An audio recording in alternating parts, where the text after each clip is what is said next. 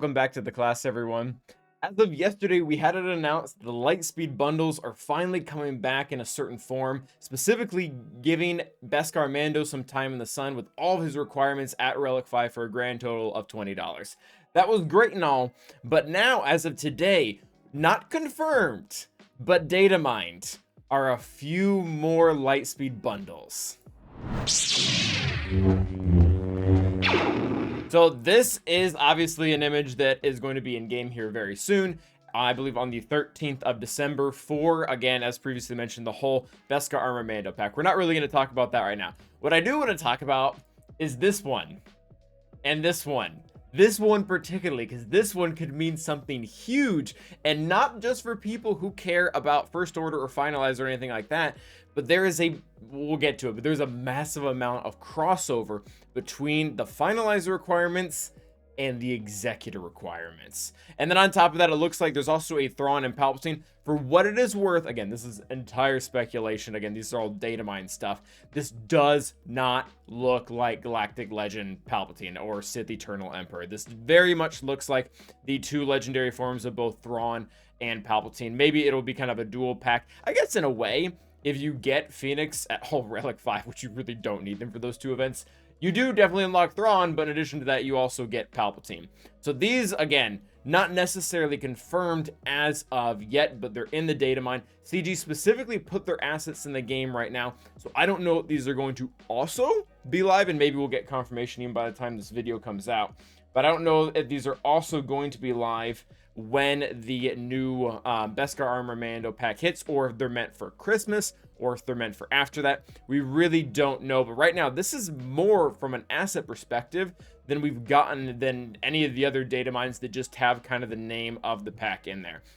Now, obviously, Supreme Leader Kylo Ren, to some extent, already did see a little bit of time in the sun when it comes to Lightspeed bundles. All of his characters were available for about $10 at one point, but the big glaring issue is the Finalizer and the Finalizer's requirements were never involved in it. And while the pack was still amazing, honestly, even if you just wanted Red Trooper for the Leviathan fleet, it was already worth the $10 or whatever it was. But ultimately, you couldn't just immediately unlock Kylo because you were held back by the Finalizer. And as previously mentioned, there's a lot of overlap here. I don't even know what they would want to price this at. I'm not sure if they would go the same route they do with Radis, which I believe was $20, or if they would want to go higher just because of the characters that are specifically in it. And then as far as these guys go, I kind of like this actually. When it comes to the Lightspeed bundles, they can't be sustainable if they're constantly coming out with them, every other month with a multitude of characters.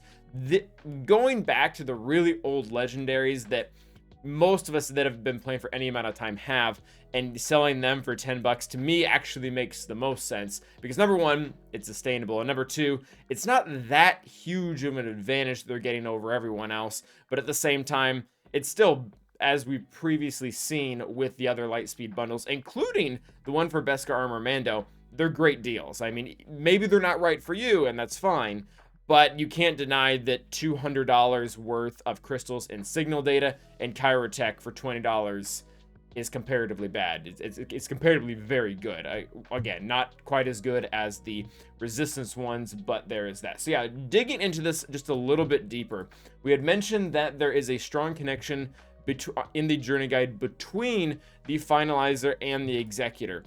And it's not every single ship out there, but when we dig into, where is it? Here's the Executor, and all the requirements that it's going to take, it specifically hones in on the bounty hunters, because those are the ships that it ultimately uses, like Houndstooth, like Slave One, like IG-2000.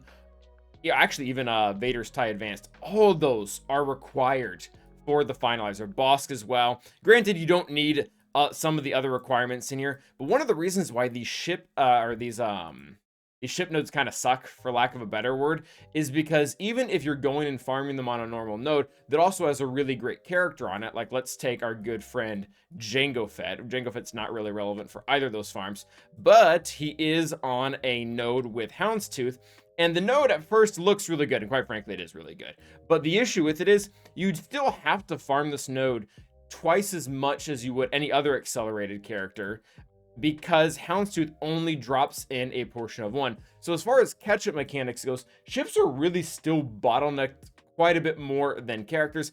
I personally think that should change, but it's not the reality right now. The reality is these ships still take forever to get. So whether it's IG-2000, whether it's Houndstooth, whatever the ship is, they're not harder to get, but they take a lot longer and actually do require more resources, because it doesn't just go from 3 months to 6 months. You actually have to keep spending this energy every single time.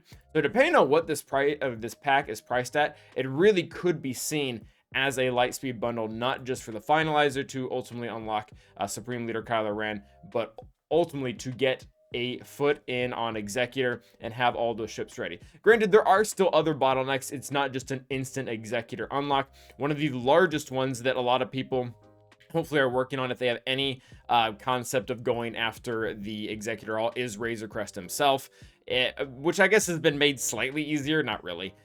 Because you can get bam, but really getting these shards is challenging because Razor Crest is a conquest character, and he's actually one of the easiest conquest characters out there, or conquest ships out there, to farm, because he's not only available in the other 2 spots that they are, but he's also available as well in the Fleet Arena store. So you can get him slightly easier. I mean, I'm not even sure if I would use these shipment tokens on him, depending on what you're missing. Comparatively, that might not be the best deal. But again, there's other avenues to be able to get the conquest characters, but most of them are a slow grind and it's just going to take you a while. So all I'm getting at is, just because the pack is out there and has a huge crossover with our good friend Executor, doesn't mean it the pack isn't getting you Executor. It's getting you a pretty good foot in the door. As far as the other ones go, we really want to see the value. I really wouldn't hate to see there's going to be a Phoenix bundle, I'm assuming, with Thrawn and Palpatine in there. I really wouldn't mind seeing one for $5. Again, we talked about from a value perspective. I kind of feel like a spoiled brat saying this, but when you compare Phoenix, and I don't even know what they're going to put them at. It maybe, yeah, but I mean, like the old 5 Phoenix characters, they don't require any chirotech. Their shards are actually in some of the easiest places in game, with most of them being available through shipments.